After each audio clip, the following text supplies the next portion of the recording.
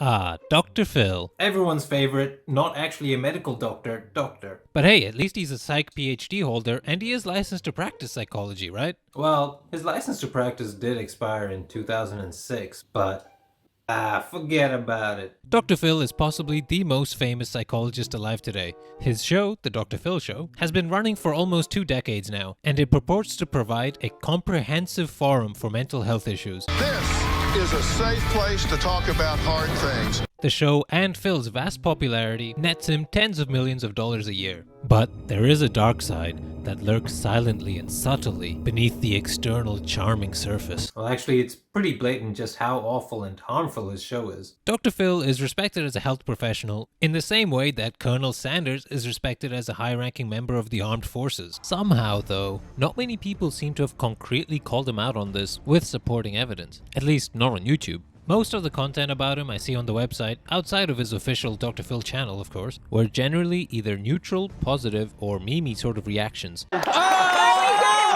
Dr. Phil! Basically, there's not a lot of outright criticism of his garbage show that sufficiently points out its ethically questionable practices or the widespread negative impact it's probably having. And I'm here today to try and fill that gap for you. I died 15 years ago, and when I woke up, I had psychic abilities. I can understand any foreign language. I have an effect on metal. I can hear what people think before they speak. I have x-ray visions. I can see where people's old broken bones. I'm just the messenger for God. Okay, so this person's claims in her situation may seem sort of funny and out there for some people, but ultimately she's clearly quite sick and she needs help. She seems to be pretty disconnected from reality. So generally, from what I understand, when dealing with severe delusions, you have to go about it very delicately. You shouldn't confront someone in a blunt or emotional manner, or in a way that might make them feel like they're being attacked. That can actually make them dig further into their delusional beliefs. It's a very nuanced thing to deal with. Let's see how Phil and his team decide to handle it. Well, but you claim to be able to read people's minds. Just not under, I mean, I've got these two evil people staring at me. It's a little difficult. Oh, and by the way, this lady is absolutely salty about that comment. Like, she's actually mad. It really is very difficult to do under these circumstances. I'm sure it is. It's really difficult to do when people are looking at you and they can see completely through everything that's fake. Actually, we see through your fake lies. See, I'm very smart. Okay, I'll be honest, that's not the route I thought they'd go down. Like, they actually start ascribing malicious intent onto the delusions. Like, that is absolutely just attacking her. It might make for some good TV, but you don't help someone with this sort of illness like this. Really out to help the sick in a judgment-free space, huh? This is a safe place to talk about hard things. So, Phil, you might want to intervene and dial things back a bit. Oh, what's that? You don't want to? You'd rather just take over and start grilling her yourself, huh? Alright then. You're an English savant. Well, you don't end sentences in prepositions if you're an English savant. Wow, he really got him there. She's not even an English savant, who'd have thought? Thank you, base doctor. Matthew, do you think that it's possible that somewhere along her journey through life that she may have been damaged, that she may have been through some difficult times in her life, and that this may have in some way distorted her perceptions? Yep, just straight up come out with it. Your entire reality is false, and you're a fake bad person because of it, by the way. No tact, no subtlety, just bleh, there it is. You're being questioned because you're making some claims, and if you make those claims, then you need to be prepared. Well, you need to be prepared to defend them. Good job, Phil. Literally putting her on the defensive. Just so your crowd of bleating sheep clap along to your "I just tell it like it is" bullshit. In my opinion, this is just downright incredibly irresponsible. I mean, this lady is basically being presented as like a zoo animal or some sort of spectacle. The show doesn't exist to help her. It exists so Phil's audience can gawk at how weird she is. Like, haha, look at the crazy lady, am I right?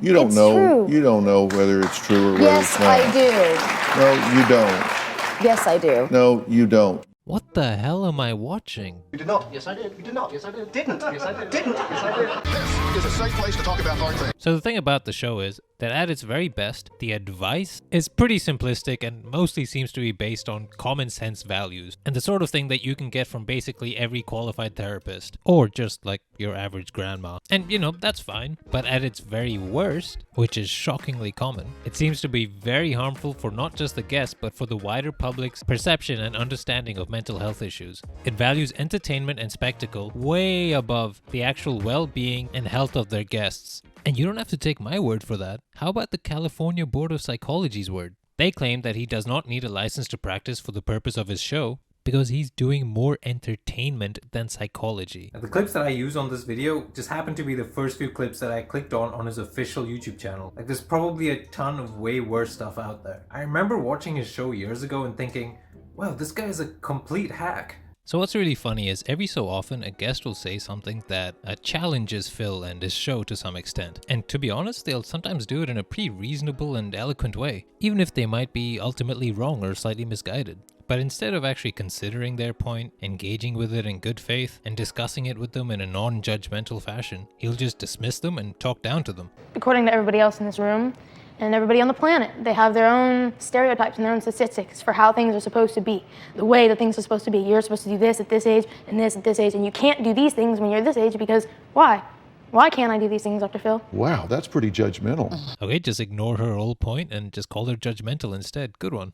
You just judged everybody in this room and you don't know what one of them? The whole point of this show is to judge me. True. But also, he just didn't engage with her initial point, but whatever. Generally, people don't like dogmatic rejections to ideas that they consider reasonable. But as someone posing as a qualified therapist, if you actually want to help this person, you have to engage with her challenges in a mature, considered fashion, instead of ignoring her, belittling her, and calling her names. Oh, do you think this is a joke? Yes. Send her away. Okay, you think this is a joke? Because this is not going to be funny in about She's scared. 5 minutes. She's scared. And y'all can laugh at me. It's fine. I will be your spectacle. I will be your laughing spectacle. You can all laugh at me. It's Well, fine. you know what? I think we're just going to shut this down because I'm not into all this melodrama and you playing the victim and everything. So you're saying the audience is making a spectacle out of you. That's not what I'm about. That's not what I do. Wait, but that is what you're about and what you do. So what I think is happening here, he realizes that he's being called out pretty fairly about the format of the show, so he tries taking the upper hand by pretending to be the bigger person. I had you come here to help you. No, you didn't. And you're saying people are ridiculing, making fun of you, you're going to be a spectacle. I don't want to be any part of that. You chicken shit mother.